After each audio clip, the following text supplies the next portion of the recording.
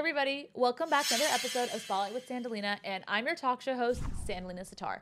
Today's very special guest is Neha Dharma, who is a South Asian model, actress, influencer, and full-time data strategist. So I met Neha for the first time a couple months back in February at a short film screening for Ascending, a short film covering South Asian musicians at Coachella.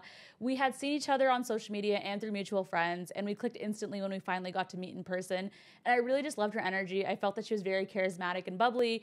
And separately, I'd actually been seeing her content from before I moved to New York City. So I remember seeing her on my For You page back during COVID in 2020. And I remember thinking to myself, oh, there's a brown girl making really nice content. No one's ever called me bubbly and charismatic, by the way. Wait, I think really? I'm a huge introvert. Maybe it was like the energy and the atmosphere, but I just felt like when I met you, you were just so nice. And I was like, wow, that was really pleasant. I met you like in the cusp of when I was like, dude, I need to like stop letting my introvertedness make me come off as like someone mean. I'm in these rooms and I'm like losing opportunities of meeting really cool people. I'd seen you because of Alicia's Reels and Instagrams Alicia with your was stuff. a guest on this episode, one of the first ones. Yeah. So I knew who you were, but like if I hadn't given myself that pep talk before going in, I would have just like hidden in the corner and be like, I know all these people, but I just can't talk to them. I love that you're open about sharing that because I feel like social anxiety at a lot of these creator events is very common. Yeah. Because there's so many accomplished people in the room. It can be intimidating. And also beyond that, it's very draining socially to kind of be doing the rounds, jumping from one conversation to the next. Yes. So I'm really proud of you Yes. for It's hard. breaking out of that. Yes. But it's really cool that in the present, you're able to go to these really nice events as a creator and somebody that's also managing a full-time job. Yeah, so tell me a little bit more about your full-time job now that you have. Yeah, so I work actually in the creative world. So I work as a data strategist at a creative agency called Widen and Kennedy. Okay. Love the team. Some of our bigger clients are like Nike, McDonald's. I work on the global Ford team. Okay. So I'm in the automotive world. It's not as glamorous as it looks, but like the work that Widen does specifically is the most provocative in their mix, like the brand's mixture. So it's like the stuff where they're like, we really want to do something crazy, or like we want to speak to the young audience, or like do the next big thing. So I feel really grateful to be the projects that is the expectation versus like maybe a Ford brand in a different agency is like more standard typical. Yeah. But the work that Widen and Kennedy does is like super exciting. I have a great knit team where I get to mix like my creative side and the analytical side. Yeah. I feel like another thing that a lot of people think is like creative people are stupid, and I'm like, no, actually we have full degrees and full careers, or even if we don't, like have an intellectual conversation with one before you make that judgment. Yeah. I feel like a lot of people when I was in high school and I was like, I'm going to become an actress, they were like, yeah, because you're dumb. And I was like, actually, let me go get my master's just because you said that. Yeah. I think a lot of the stuff that I've done is to prove someone wrong. So yeah, I love it. Data strategy is like the perfect left brain and right brain mixture for me, and I'm having such a great time. But I want to understand who you were at the beginning before you got here. So tell me a little bit more about where you grew up. So I've moved around a little bit. So I spent a chunk of my life in India, and then I moved to this random state called Rhode Island. Okay. Never heard of it. that. Just kidding. And then I moved to Texas because my parents were like, damn, we think our kid is not brown enough, essentially, because I was the only South Asian kid in my elementary school at the time from like 12 to 2020. So that's the biggest time I've spent anywhere. So I did high school, middle school, and undergrad there. Wow. Okay. So I guess I would say I'm from Dallas, but like I also don't associate with Texas like that. Okay. So it's like, I don't know. I love that your parents wanted to up and move because they wanted to put you somewhere that was more culturally infused with your roots. Like, did you feel like there was a good balance of South Asian people? Was there maybe a lack of diversity? Like, what was that like? If I could, I would live in India. So Dallas was great for me.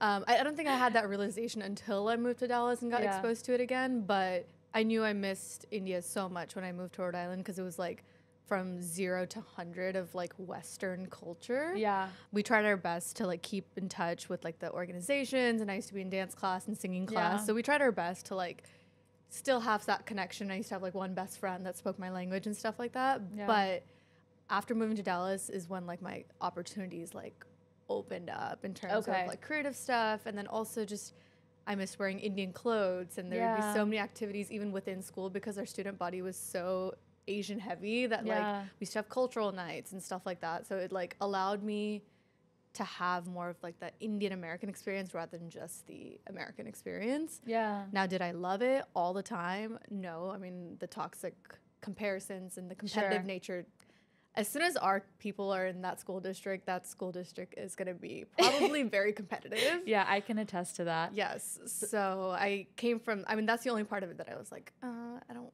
love our people for this. But everything else is great. That's fair. And what you mentioned is a really interesting nuance about sort of South Asian communities is, as great as it is to have people that are like-minded, it's also true that a byproduct of that is sort of this like inherent competition and like judgment, and it's a bit of a rat race sometimes. Yes.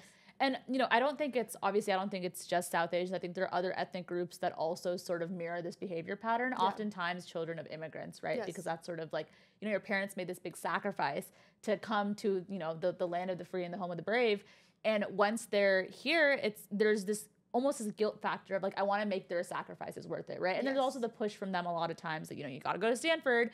So I totally understand what you're saying. I grew up in Cupertino, California, which yes, the other area. The other area that sounds exactly like what you just described.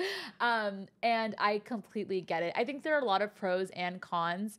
In retrospect, I probably wouldn't change a thing. Yeah. But yeah, I think it's complicated. So that makes sense. And just to understand, like, what's like the socioeconomic status of people in this part? Where in Dallas were you actually? It's called Coppell, Texas. Okay. So it is more wealthy, I would say, than most areas in Dallas. My parents solely moved there because of the school district. Yeah. We were not wealthy. Okay. I lived in an apartment for my entire life until I turned like 14 or 15, I think, is when we first bought our house.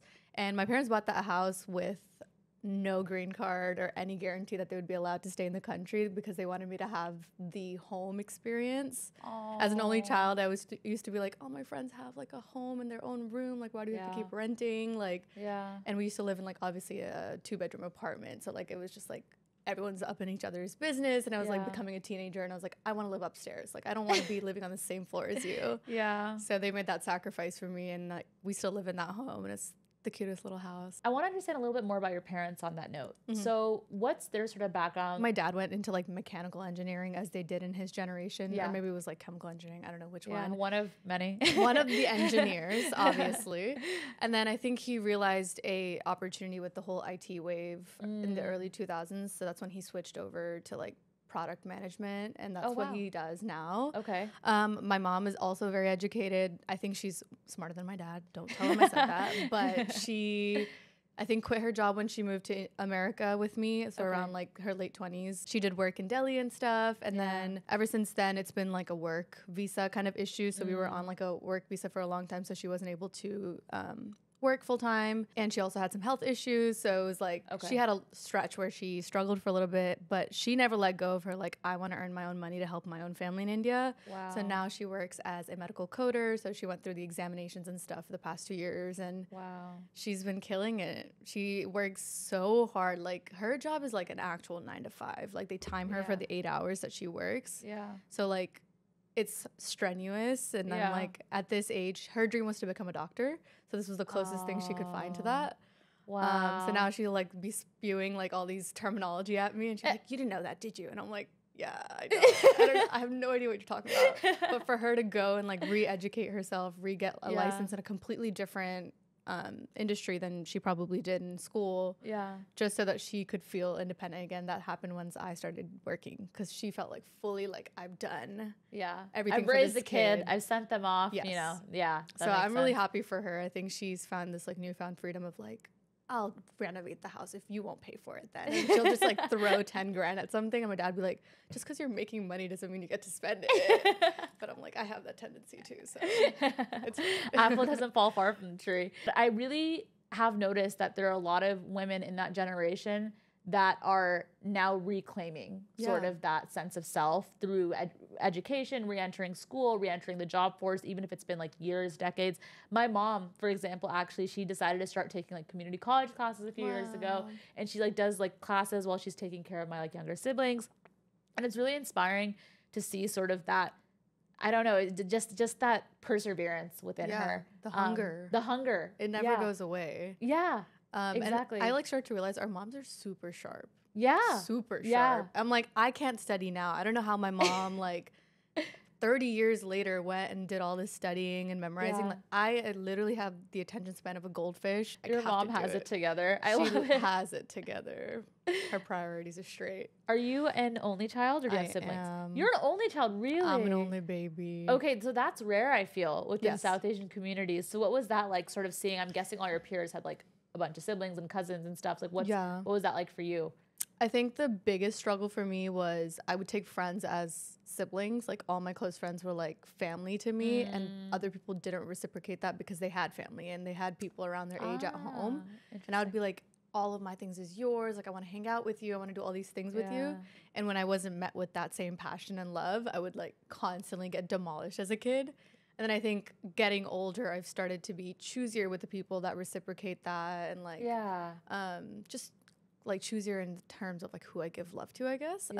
Because you just, after years of being like let down, you're like, at some point, my parents used to be like, you have to learn, like at some point, like not everyone is going to love you the way you love them. And that's okay.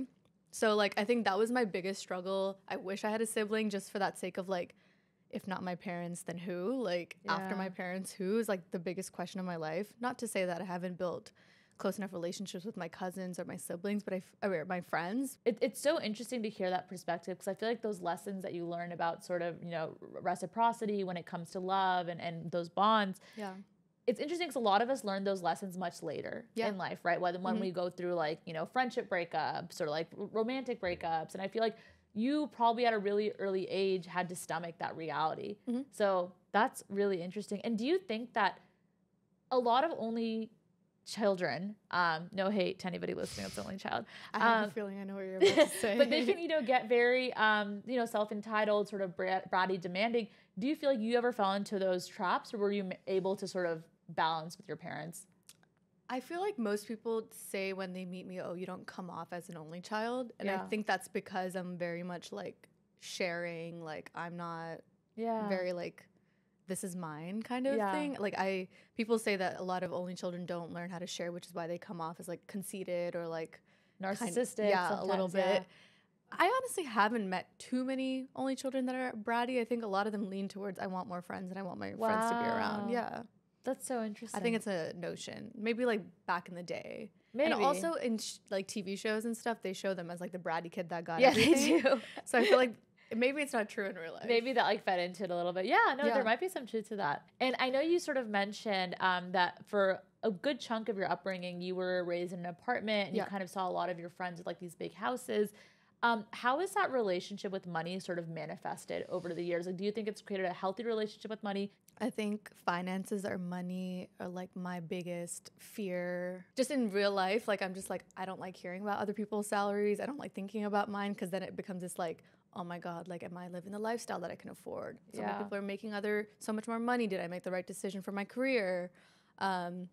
Things like that. Or like my family isn't as wealthy as other people's families, or am I looked at differently? Things like that like just boil up in my head, and it's like the worst thing, because in my life I never want to have to worry about money. Like that's my biggest thing, and that kind of is the leading factor. I feel like as a creative, sometimes people will be like, passion is my leading factor. It is to some extent for me, but not at the cost of my like way of living and like lifestyle. I think that makes sense. Which is why I haven't been able to, I mean, I quit my full-time job once, but it was for a gig that was like, I'm getting a paycheck every week and I'm getting this kind of coverage, and that's how I'm going to sustain myself. At the end of that contract, I was in a situation where I was like, what do I do next? And then that's when I kind of realized that like the contract to contract gig does not work for me at all, because that puts so much pressure on the creative becoming your financial means. And then that just ruins the fun for me. I completely agree. So, which is why I was like, I can do full, like that cricket player, he was working at Oracle and is a cricket player now. I was like, that was like so good for me, because I was like, I can do it too. Like I can work a full-time job and have another thing that's full-time, quote unquote, if I want it to be. So I think money has always been like, I don't want to rely on my parents ever again. I don't want to waste their money. I don't want to waste their time. It's like they never got to plan for their retirement until like the last 2 years. Wow. So I don't want to be a burden to them at all. So like making my own money is super important. And I want to bring up another topic where we were talking about women quitting their job, and like that just like never crossed my mind, because I thought there's this generation between maybe our moms and us where they were able to work and have kids. A lot of the women did. Yeah. So now that it's like kind of our turn to think about, like, is that something that I would be willing to do? Like, how would I navigate that? And like, also when you're accepting jobs at this age, you're like, if I stay here 5 years and I'm having a kid in that 5-year range, like, is this a company that supports that journey? And the more and more I get closer to that age group, not that I'm anywhere near there, but like the more I think about, like, I never thought I would quit my job, but the more I get there, I'm like, maybe I would do it. Yeah. Maybe I would want to just take care of my kids for a little bit, not because, and it's the biggest and scariest thing ever, because it's like, then what is my identity? Sure. Because my identity has been my work. Yeah. Like, that's who I am, and now all of a sudden it's going to be a kid. Yeah. But I don't know if I want my kids to be raised by like strangers in a daycare and then my entire income be going towards the daycare. Yeah. So it's definitely something that's been talked about, but that's also a privilege to have one person not being working in a household. So we'll see how that turns out. But that's definitely something that I never thought I would be open to, and I've gotten more and more open to it, I will say. Isn't it crazy how there's so much truth to never say never, right? Yeah. Like, our thoughts and opinions evolve so much with time. So much. And this is actually a topic that I have thought about so deeply since I was like a teenager, probably, is like, how are you supposed to do it? Like, I've always been very career oriented, but I also had my maternal instinct like kick in excessively, probably at the age of like 15. There's no right answer, right? We all have our own answer, and we're going to figure it out when we get there. There's a paradox of choice. I feel like having both options is almost sometimes worse, you know, because it's like you really feel then personally responsible for whatever the outcome is, right? Yeah. So for example, if you're in a society where like every woman works, and you're like, okay, that's the norm. If you're in a society where no woman works, it's a sad norm, but it's a norm, right? Yeah. In the society you choose, and then there's a lot of judgment between parents, you know, and middle-aged women, you can kind of see it in their conversations, like, oh, you have a nanny? Oh, okay, I would never do that. You know, like it's a weird thing. Or vice versa, like, you know, you stay at home, like you've completely let yourself go. Yeah. I'm scared for every big decision I make the next 5-6 years, because someone's gonna have a problem with it, whether it's my parent generation, whether it be my generation. Yeah. But I'm like coming to terms with like what feels right for me. Okay, worst case scenario, I'll become a momfluencer. You can totally do it. Yeah, I think it works. Maybe. But before the influencer life, I want to hear a little bit more about your academic journey. Like any other brown child, until I was like junior year of high school, I thought I would be a doctor. So I know you said your mom always wanted to be a doctor. Yes. So is that sort of connected? Do you think that there was ever maybe a projection of what she wanted, or was it completely I think because I saw her sick for so long. So growing up, like from the age of 5 to 13, she was really sick. Okay. So it kind of was like, maybe I should do whatever the doctors did to help my mom. I think that's really sweet. Yeah. I don't know. I feel like that's like there's some story for everyone. Like they saw a loved one go through it, and you're like, I kind of want to do the same thing. And I really thought I would, just from the heart, wanted to do it. But then when the brain part of it came in, I was like, dude, I cannot test. I really test anxiety is real. Yeah, like I really suck at testing, and I realized the rest of medicine would be like a test a year minimum. Yeah, a big test a year, and I was like, I struggled through the SAT, like to sit there and take it. Like I just don't think I should sign myself up for this, and that's kind of when I started getting the creative knack as well, and like more professionally creative. And like musically, and TikTok started, and I was like, there's another world out here. And I landed on marketing as a degree through like an online test where I was like right before maybe like August of like college apps. I was like, what should be my career? And did you have any favorite subjects at this point in high school, or just I was really good at math, actually. I was also a choir kid, and I did show choir, and I loved it. Okay. So you've had the performance in you for a while, I think. I was the choir geek. I was like a glee girl. The glee girl? I was just going to say glee girl. Not that it was that cool in our high school. It was like the bottom of the bottom.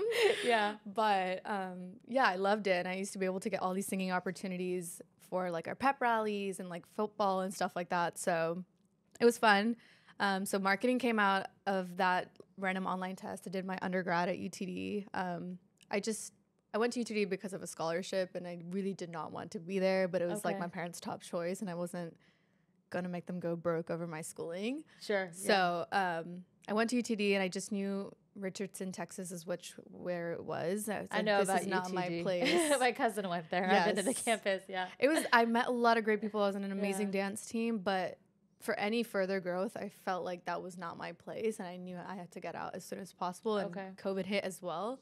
So I did a lot of classes and finished undergrad in 2 years. Okay, so that is no small feat. I don't know. Like, I feel like I would tell my friends, I'm like, because I did it, it doesn't feel like anything special. But then when other people hear it, they're like, oh, wow, how did you do that? No, 2 years that's insane. Like, I think it's good planning. Like, maybe. Yeah. But also you owe the credit to yourself that you set a goal and you really completed it. You aspired to do and then you did. So yeah. I was like, I'm not going to get stuck here for 4 years, especially because we didn't know what the end of COVID was looking like when that would happen. That's true. I was like, I need to get out of here. Yeah. So I finished it up and I applied for grad school like my sophomore year, technically, of undergrad. So how did you know you wanted to go to grad school so early on? My parents wouldn't let me move unless I was doing more education. Okay, got it. That makes sense. That's a really good excuse to move. And I was on a visa situation, so it was important for me to be able to extend like as long as I could on a student visa. Okay. Now I'm on a green card. Thankfully, it came in time. But okay, congratulations. Thank you. That was like the biggest feat of our family, I think, in the last decade. But just in case I wasn't going to get my green card, it was important that I had like the OPT or whatever they talk about. Yeah. So yeah, I applied to grad school and I was like, like, let's see if I get in. Like, if I don't get in or like if I don't want to go yet, then I can just extend undergrad. Like, there's no rush. Yeah. But if I do, then I could be in the city like New York. Like, I think only applied to like Austin, New York, and LA because I was like, I'm gonna go like to entertainment world. Like, I don't want to be stuck here. And Austin's just fun. So yeah, Austin's cute. I love Austin. So yeah, and then I got into a school in New York with a decent scholarship, and like my dad and I had the deal that like if I go where they asked me to for undergrad, they would pay for grad school and no questions asked where it is because they wouldn't let me leave the nest. I moved to New York. It got me in the right place at the right time. I did my master's here in marketing analytics. Loved it. Okay. And then now I'm working full time. Wow. So the master was kind of like a good way for you to land in New York and also appease your parents and also further your education. Yeah. All at once. So I was doing all the right things, but also being in the right place for outside of school. So it was great. And there was something you mentioned to me offline that I really liked. You talk about going to the cinema with your grandma and how that sort of inspired you early on in high school. So I'd love to kind of hear that story again, especially for the audience. Yeah. So my dad's mom is a huge TV person. Like, she used to watch TV all the time. Like, every Friday was a ritual to go and watch whatever trash movie was playing. So I feel like my love for like cinema came from through her, through my dad, through me. Like, we watch movies all the time. Like, that's our thing when we're hanging out. So I think that's where my love for like watching movies came. And then all of a sudden when I was getting older, I started looking at it a little bit differently, where like, oh, that shot was cool, that direction was cool, that production is cool. I like kind of envisioned, that's when I kind of envisioned myself, like, what if it was like me? Like, slow motion in a sari, like, could that be my story? Yeah. But I live in America. So like, how does that work? So yeah, I think that's where my like itch for like, I want to do acting came from. Yeah. Because I think if she could have, she probably would have acted if that was even an option in our family. Yeah. I think she would have done a great job. She's a sassy woman. So I think in our family, there's that creative, that like knack for like, we love dressing up, at least for my dad's side of the family. Our parents moved all the way here for us to be stable. Like, my parents constantly are like, the word stable is like very much drilled in my head. Yeah. So I'm like, am I willing to risk all of that? Yeah. And fight my parents over it. Yeah. Those are really important questions to ask and understand for yourself and for all creators out there, anybody that wants to do something that goes against the grain. What I love is at the crux of all of this is you sitting in that cinema and sort of looking at the screen and going, what if that was me? Like, I feel like at the center of all of this is you daring to believe, right? Because especially at that time, when was that? You were probably like a decade ago, almost, at least, So a decade ago, back before, the South Asian culture was slowly trickling into the media, and even now there's still so much work to be done. Yeah. But before any of that, the fact that you even allowed yourself to have that thought, like, I watched so many movies and TV shows growing up with my friends, and I actually never had that thought. What do you think sparked it? Moving to New York. Okay. I think moving to New York and seeing the creator ecosystem, all of a sudden overnight, my life changed. And I was like, wait a second, like, they look like me. Yeah. And they're doing things. Yeah. And maybe one day and then I think I want to say about a year after I like had my first taste of the creator space, and like organically created friendships just because like these are people I just got along with. Like I really loved the way that they see the world and the way that they think. A year later, I was like, I need to share their stories, and I want to do it Jimmy Fallon style with the whole late night show backdrop. I love it. But yeah, I really like that. I think it's similar to how people say you are who your friends are. It's like you are the creative that you surround yourself with. Yeah. If you're around hungry people, you're going to be hungry. Yeah. And I think that's a part of what I missed in Dallas was everyone was very content with their life, which is amazing for them. Yeah. But I just knew I was not content. And I just needed to be around people that had that same, like, what else can we do? Not just like what everyone else is It's doing. like a deep yearning for more, right? Mm-hmm. Like I felt that way in the suburbs too, where, you know, Cupertino is amazing. There's a lot of ambition there. I'm sure as there is in Dallas too. But I just sort of felt like there's a whole great big world out there, and I'm dying to see it. Like I can't sit here with the same life and do the same routine. You know, like the Squidward gif where he's just like going through life every day. It's the same thing over and over. You just kind of see the droopiness in his eyes. Like that's sort of like how I feel like life in the suburbs is sometimes. Yeah. But also there's a lot of beauty of being in the suburbs. I mean, I love a slow time, and like there's different ambition there, right? Like that's different a different kind of ambition, and all those people are super. I know a lot of people from back home that are super successful in doing what they love, but I knew for me, myself, I needed to be in the hustle to feel the hustle. Yes. It's an energy. Yes. It's electric. We're going to do a quick hot seat segment. Okay. So this is just going to be like rapid fire, quick questions, answer in like one sentence or less, and we'll just keep it moving. Inspirations in the media. Sejal Kumar is a creator that I love. I feel like she doesn't control herself as a singer or dancer or actor or anything. She does whatever she feels like, and she presents it beautifully. Okay. Wow. Good answer. Do you have any mentors in the creator space? I would say Alicia is actually one of my mentors. She's more in the modeling space, but in general, just like she has this way of being able to reach out for opportunity. Like she's not afraid. Yes, she's a go-getter. Yeah. And I feel like sometimes I kind of become like, it'll come my way if it's meant to be kind of attitude. I always look to her as like my big sister in the creative world. Yeah. That's so Shout sweet. out. Yeah, no, she was one of the first guests on this show. Yeah. So I am so happy to hear though about that connectivity. I think that's also part of the reason that I felt comfortable enough to like follow you on Instagram and like everything, because I knew that we had that mutual connection. She spoke so highly of you. I love her. So yeah. And I guess that leads me to the next question. Do you have any friends in this space? I guess Alicia's one. Is there anyone else that you consider yourself like leaning on, maybe not as like a mentor mentee, but maybe as like a peer? I think I tend to connect more with like the photographers and the videographers than like necessary. I love my influencer friends here, but I think like on a deeper level outside of, maybe I like see my influencer friends as coworkers more than like mentors or whatever. Yeah. And then there's just this other kind of conversation that you get to have with photographers and videographers and like they get it. The people that are behind the scenes, or like I have a lot of friends that are also working in influencer management and like marketing. So you get to kind of see it from like their perspective. And it's very interesting to learn how they choose the people that they fill the rooms with, the partnerships. And I think that it's just a part of my brain that I love. What have been some of your proudest creator moments? I think definitely DDLJ. It was the best 4 months of my life. Really hard, but like the most gratifying 4 months of my life. Wow. Yeah. That's amazing.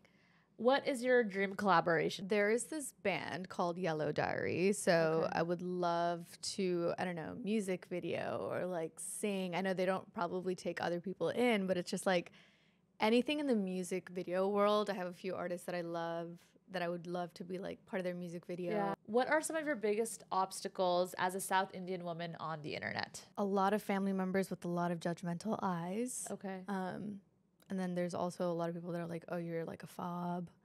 So it's like, really? You can never, because it's like, I feel like to some extent, maybe North Indian culture has been modernized and accepted in the Western world. Yeah. But the South Indian world is still very much like, oh, like you're too Indian, or like you lean more towards Indian. But it's just like South Indian heritage is not as Western, I guess, for them. I don't know what it is, but I feel like I get called a fob all the time as a joke, as seriously. Like I'm like, okay, like I love being South Indian. I love wearing a sari. And if this is what the creative world is allowing me to capture, then I'm going to do it. Like, yeah. I don't want to show what I wear like every day. Like, I want to show the special days. Yeah. Like, then I get to do that. Other side of the spectrum is like people are mad about my Western wears, or if I collab with the male, like, that's not okay. Like, how could she dance with a guy? And I'm like, what generation and world do you live in? Like, oh my gosh. God forbid someone touch my hand. Like, so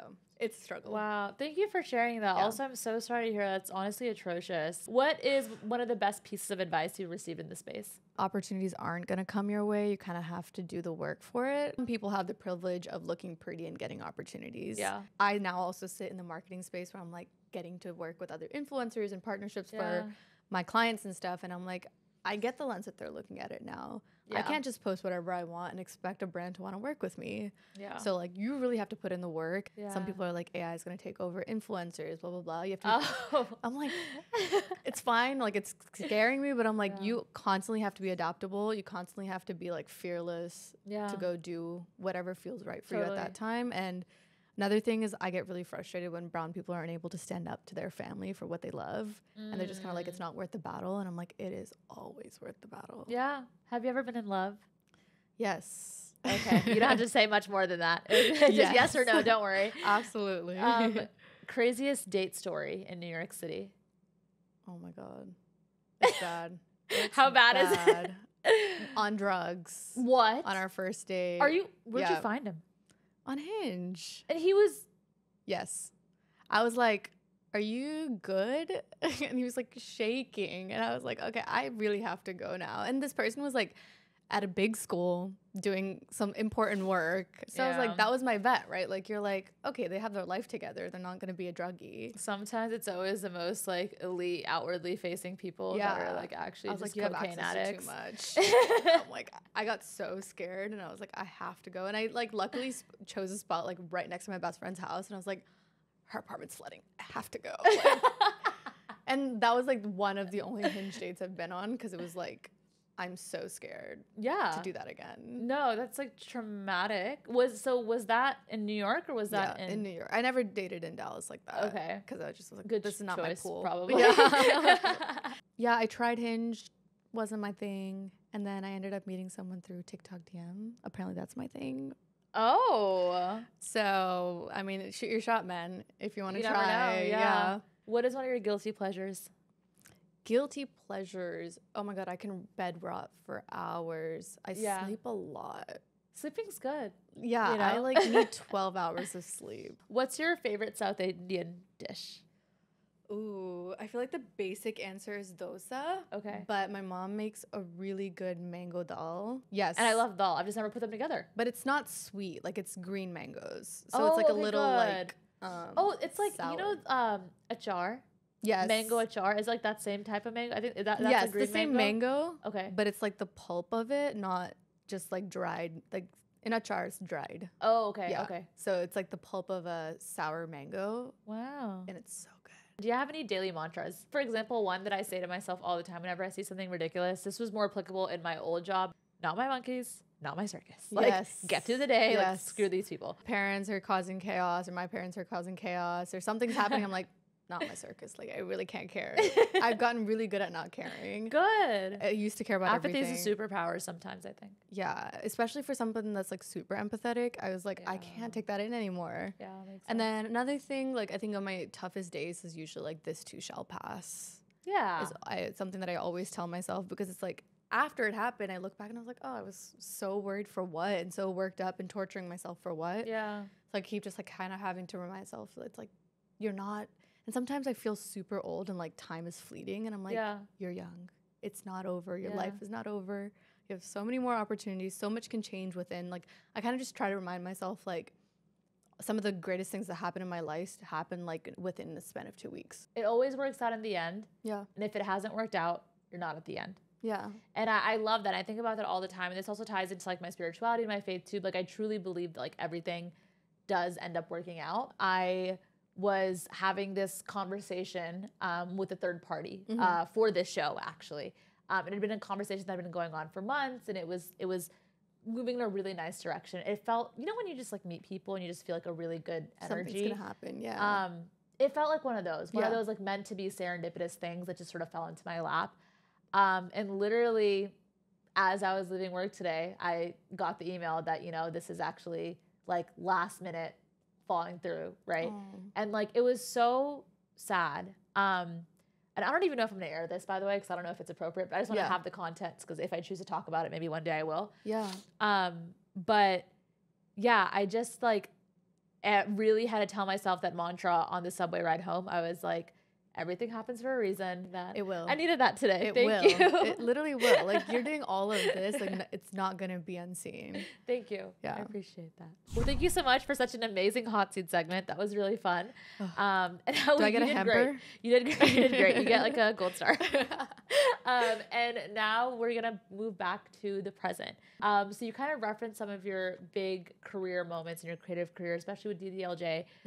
So I would love to understand a little bit more about how that sort of landed into your lap when you moved to New York City. And also, if you wouldn't mind just sort of explaining to the audience, like, what is DDLJ and like, why is it such a big deal? Just to walk through any viewers that maybe aren't as acquainted with like cinema and Bollywood. Yeah, I think DDLJ is like one of the biggest classics in Bollywood over the past probably 20 years. Okay. It was directed by Aditya Chopra sir and produced by YRF, Shah Rukh Khan and Kajol, the like duo of the century, I feel like, in Bollywood. It's like this classic movie. And I think for some God-graced reason, they decided to bring it to the Western world and to make it a musical. And so it's called Come Fall in Love, the DDLJ musical, and they did a off-Broadway run. So yeah, Come Fall in Love was the most magical experience of my life that happened because I went to the right dance workshop at the right time. Sure. One of my biggest weaknesses is in-person networking because I'm just like scared to ask. It's scary. It's not easy or I'm fun. Scared to ask. I'm scared to come off as that another person that's like fiending for opportunity. So I get it. I just kind of like, if it's meant to be, it'll be kind of thing. Yeah. So this random dance workshop, they were like, hey, there's going to be a casting director for a show coming next week if you guys want to come to the next class and meet him. And I was like, you know what? Had no idea what it was. And I was like, might as well just go to the dance workshop and see if something comes of it. If not, I get a contact out of it. Yeah. And I also love the dance workshop. So I was like, I'm going to go. And then I went, performed at the dance workshop. Nothing really came out of it. I got to meet him and speak to him. But then I went to the teacher that was teaching the workshop. And I was like, hey, like, I really think, because then I found out it was like something where you have to be able to sing and dance and act. Yeah. And I was like, oh, I can really do all three of those. I love doing all three. I didn't know you sang, by the way. I'm a singer. That's where it started, actually. That's very cool. Yeah, I started singing when I was 3. Whoa. Yeah. Can you even talk when you're 3? I don't know what my parents, they forced me to that class. That's all I remember. So yeah, I was like, hey, like, would you be able to pass along my videos? And at this point, like, I had no reels. I had no, like, anything, like, for a professional actor or anything. Yeah. So I sent TikTok videos. And I was like, here, these are some videos of me dancing and singing. Yeah. And I guess they liked what they saw. And then they sent me audition material. Wow. I did the auditions. And then I got the part like 2 weeks before I was supposed to move to San Diego. Oh, my God. So then I moved. I quit my job and left the job that I had started like 3 weeks before that. Oh, so you quit a job 3 weeks in? Yeah. Because I had just finished grad school. Yeah. And I had started my new job. It was an internship at the time that was supposed to become a full-time offer. Yeah. Okay. I really nicely wrapped it up. And it was such an amazing... And at this point, I didn't even know that it was in San Diego. For some reason, I thought it would be in New York. Yeah, I would think so, too, until you explained this all. And then I, like... further in the audition process found out like if you were to get chosen, like you would be getting housing in San Diego, like blah blah blah. And I was like, no one told me anything about San Diego. And then imagine me bringing this up to my parents and being like, I'm quitting and going for like, to them Bollywood is like the scariest thing and their daughter's it's unsafe. Like the devil. Yeah. So it was really tough for them to accept it, but I was like, I'm doing this. I'm getting paid for it, which means you don't have to financially support me, but I'm going to go do this. And I'm not going to let go of an opportunity like this. Like, who in America gets to say they worked with Adi sir and, like, YRF? Like, I would have had to haul ass to Mumbai and, like, spend 7 years to be able to do that. Yeah. In any other circumstance. Yeah. So, yeah, it was incredible. It was strenuous. It was tough because it was, like, a lot of cultural dynamics and, like, I'd never worked in a professional sense in the artist world. Yeah. So it was a lot to learn. I was the youngest person on cast also. So it was Wow. like scary. Okay. And a lot of these people are like veteran, like Broadway performers. Wow. So it was amazing to be in all of those rooms all the time. And I can only pray that it happens again. Wow. That's amazing. Yeah. And that's such a nice way to launch yourself sort of into the adult world, like post school. Yeah. Is starting off pursuing something that you're very passionate about that feels like this like almost too good to be true thing that just fell from the heavens. So that's so amazing. It was like the perfect Indian American acting situation I'd ever been in. Like I could have even imagined. Like it sounds like one of the best ones I've heard of. Point blank in America. Like that's just amazing. Like those opportunities are far and few. And it was so amazing. Like I felt so gratified when I just got to see like little kids in the audience, because people think that you can't see the audience, but the lighting is in a way where you could see them.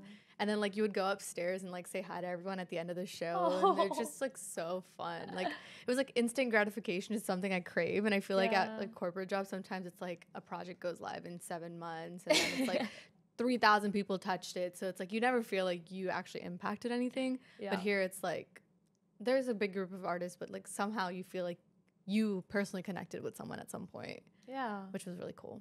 Wow. Yeah. That's so beautiful. I recently went to go watch Aladdin on Broadway. Oh, such an amazing production. And production was stellar. It was fantastic.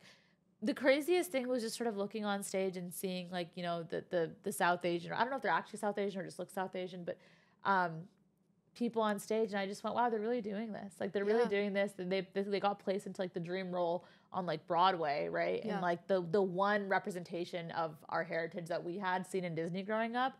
So it's all I could think about was like how much resilience they had to have and how much personal growth and evolution they had to have before entering into a role like this, and how close and tight knit the crew must all be with each other in the cast, and how much it would catapult them into the rest of their creative careers. And I'm just so happy that you had like a version of that experience too with DDLJ. Yeah, and DDLJ was such an amazing experience because it was like the South Asians in the industry coming together, like a lot of them. And I was like, I had never met South Asians that did musical theater full time, and like that was their dream to like act. Yeah. So it was like my first kind of introduction to all these people that were like seriously pursuing this, and like some of them had other full-time jobs, some of them didn't. Like this was their life. Yeah. They were gonna make it work no matter what, and I'd never seen that kind of like passion and love for an art form. Yeah, which was really inspiring. That's so beautiful. Yeah, they're like this or nothing. Yeah, a lot of them are this or nothing, and I was like, I've never experienced that before. Wow. So I learned a lot. That just like woke something up in me that I haven't felt in a while. That's really nice to hear. Yeah. Because sometimes you feel like you're half-assing both when you do a full-time job and then like a creative thing. Yeah. But I mean, you see other people that are like, I will literally scrub tables and like toilets if that. And I was like, honestly, I'm fine with admitting that I'm not willing to go that far. Yeah. And that puts me somewhere in the middle, and that I'm going to get the opportunities based on the effort that I put in. Yeah. And I have to be okay with that. Yeah. So I love that. I think it's very like grounded and realistic to just kind of say, look, I'm not willing to go to the ends of the earth. Yeah. But you know, it's a very tough conversation that I've had to have with myself, because people will be like, why don't you just move to India and do it? And I'm like, well, then X, Y, and Z factors, I don't think I can anymore. Yeah. Like there's a lot of things that go into that. Yeah. So, but young, naive me probably would have been like, yeah, I'll pack my bags and go. That was a dream of mine. But like now there's just so many factors to it that I'm like, you know what? I'm not willing to be far away from my parents. I'm not willing to be far away from the people that I love. Yeah, that's kind of what I had to admit to myself with this show too, is I realized like I'm willing to work very hard, but there's a threshold after which I need to prioritize other things in my life, like financial stability, income, family, friends, looking for a life partner, not life partnership, not like I have it right now. If I really want to go the Jimmy Fallon, Oprah route, I have to like, you know, take up journalism and like live a whole life dedicated to that. And I came to terms with myself a few months ago. I was like, I don't think I'm going to be Jimmy Fallon or Oprah, right? Yeah, but that's okay. But that's okay. Like, I think I just want to be me. Yeah, do your thing that makes every day of your life amazing for you. Yeah, like, it doesn't have to be, like, late night level at the end of it, right? Exactly. Like, I don't expect to be at the end of my life or, like, in the next few years to become the next Hollywood star. Yeah. But am I living every day, waking up and being like, oh, wow, like, I'm excited for the things that are happening today. Yeah. And that's all because I feel like people sometimes treat it like all or nothing. Like either you're like the next hot shit or you're like a nobody. Yeah. And there's just like so much in between. Yeah. And I'm like, can we just talk about the fact that I'm proud that I'm on this podcast today? Like, and that's about it. Like, that's so sweet. Yeah. I just got chills. No, Thank you for saying literally, like sometimes you just need like an opportunity like this where you're like, everything in between matters too. Yes. And everything in between is exciting too. Yeah. So I'm really happy to be here. That's such a beautiful I literally thing. dilly-dallied at work today because I was like, I'm gonna be on a podcast tonight. You're so This cute. is unimportant. That makes me feel so good because I feel like sometimes I forget that this is maybe sort of a big deal. Like I think I've just gotten so used to it and I get stuck in like the mechanics and the weeds of like logistics and like it becomes this thing that like also as much as you love it, it also stresses you out sometimes, right? Yeah. And it's like just to hear that is so refreshing because that's the feeling I want to create for people. I want it to be something that's like exciting and like they come on and they feel warm and fuzzy and I don't know. Yeah, this is so fun. I love it. Like this is a Wednesday night. Like, this is a Wednesday night. I love it. Yeah. Oh my gosh. I want to talk a little bit more about the present before we delve and get a peek into your future. So I know that content creation is a lot of work behind the scenes. And there's a lot of beauty in it, right? You can showcase these beautiful outfits that you have, and you can showcase South Indian culture, which there definitely is not enough representation for in even our own niche of, South Asian content. So I love that you're pushing for that. Yeah. Also know that there's a whole other side to it, right? It can be very draining. How has your relationship with social media been? And how has it sort of evolved through your time as a content creator? It started off as something that people made fun of.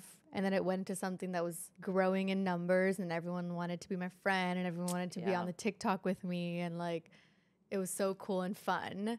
And then moved to New York and it became fun and professional. Yeah. And in the past few years, I just feel like there's been such an influx in talent that now it's like scary. And I'm like, feel like I'm on the bench all the time. I'm like, did you get invited to this event? Seeing other content creators get invited to another event that you didn't get invited to. And you're like, am I not relevant for them anymore? Yeah. Like I think there's some content creators that live in like a suburban town where it's like, it's truly just about their life and they're capturing it. Yeah. But here I feel like there's that and then there's going to events and then there's like collabing with brands in person, shoots, X, Y, and Z. And it's a cutthroat place. It is cutthroat, and there is a social hierarchy, and then people don't want to admit it because it's like, oh, we're a niche South Asian community, and there is truth to it. We are a niche South Asian community. It doesn't feel niche to me, but I have to realize that my pool is 100 people. That is the entire industry. Right, everything is driven by these KPIs because that's what brands want to see. Oh, what was your last 30 days of activity? Like, what were your insights? Like, it's a business. The innate nature of the creative world is like everyone's gonna be besties with each other. Yeah, that's not true. Such a lie. Yeah, it's like we're all in a working industry. We're in a business. At the end of the day, you get along with a few people, you become best friends with a few coworkers, and other people are just coworkers. Yeah, I respect your hustle. I respect what you do, but doesn't need to be in my face every day if it's making me feel poorly. No, it really doesn't. And I think the muting feature on Instagram is a great one. A blessing. Because nobody ever knows about it. It's not unfollow. It's not a block. It's just like no hard feelings. It's not that deep. Yeah. Exactly. Yeah. So I love that. Yeah. Wow. And then one last thing I wanted to touch on in this segment is pressure of sort of being a public figure, having a platform. In times of unrest when it comes to sort of global issues, there's so much going on and it's important to like sort of speak out, right, and use your voice. But there's also a world in which, you're allowed to take into consideration like the impact it has on you, right? Yeah. Mental health wise, personally. I had a lot of issues in terms of visas and like being able to stay in this country. And it was like such a battle for me. Yeah. So I have this like very like, I don't know, because I'm not allowed to vote. Like I'm not so I just kind of like become avoidant of like, this is not my problem. Like, as you said, not my circus. Yeah. Not my monkeys, not my circus, whatever the saying is. My favorite saying. Yeah. I'm like, honestly, like if I can have no impact, like I might as well save myself from like the stress of it. It's so unfair for people to think that influencers have to take a stand on everything publicly. Like I'm not educated enough on half the shit that's going on in the world. Yeah. And I'm very truthful about that because I'm like, I can't keep up with every single thing that's happening. Yeah. I can have a stance where it matters. And I know that like as a human, I have like values. And I'm like, that's fine, but I'm not going to go out and be like, everyone else should believe in what I believe in. Yeah. Because that's going to piss someone or the other off. Yeah. And I don't want to put myself in that situation. There was one time I made like Kashmiri chai and the whole comment section was about like Pakistan and India. And I was like, oh my God. Bro, like, I'm just trying to drink some really good chai. Yeah. Like, and that got me so anxious because I was like, I'm pissing off so many people, and you get threats and From stuff like Chai. that. From Literally Chai. from Chai. Yeah. The people that want to speak out and use their platform in a certain way, great. But if they don't, like, okay, all power to them. Like, people, you can't box There's people in. also so many nuances. Like, I've been pro-Palestine the whole time, but I didn't like actively make statements out there because I had coworkers that were Jewish that I loved and respected, and I understood where they came from. It's really dicey. And I was like, and I got comments being like, hey, you're not posting anything about Palestine. And I was like, I could lose my job over this stuff. Like, I'm scared, and this is my first job. I don't know how to act about it. And I still would post stuff, but I was like not in everyone's face about it because I was genuinely like, what if my coworkers like report me? Now I'm in a much more friendly environment where I don't feel as threatened about like the statements that I make politically online. So I've been making statements, and I've been telling people that I'm like donating and stuff, but it's like also like you don't know what I'm doing in my own time. Just because I didn't post an Instagram page about a post about it doesn't mean I didn't donate to someone. Tell me a little bit about your plans for the future. Is there anything that you can tease in terms of projects or aspirations? I think I'm trying to delve more into the modeling world. Ooh. So trying to make that. Alicia's a good friend to have. Alicia's a great friend to have. I think I just love being in front of cameras and shooting. Yeah. So I'll be doing more of that upcoming. And you know, honestly, I love my job right now. Good. And I've never felt that way about a corporate job. So I'm excited to see what this means for myself because I always thought like 9 to 5 isn't my thing and like one day I'll quit. Yeah. But it's itching a part of my brain that I love doing, and hopefully I'll be traveling more because of it. So yay. We'll see. Okay. Yeah. I love that. Wow. One last thing. So as we are wrapping up, what is your one message to viewers? Don't ever settle on one thing being the end all be all. Like, be open to life and the things that are about to happen. And also, just as I said, this isn't the end of the world. Yeah, I just feel like more people just have everything so planned out, and they're like so rigid about what they want to do, and like people's opinions on things. Like, screw it all. It's not worth living an entire life like your parents had to for someone else, you know? Yeah. We have the privilege of choosing now. And so exercise that choice. Yeah. Wow. I love that. Awesome. Thank you. Well, thank you so much for coming on. It's been such a pleasure. This is so fun. Good. I could yap forever. I was like, the timer's gone. And I was like, oh, shoot. Thank you all so much for tuning in today. And that's all. Please tune back in next Sunday for the next full-length episode. And in the meantime, I'm your talk show host, Sandalina Sattar, signing off.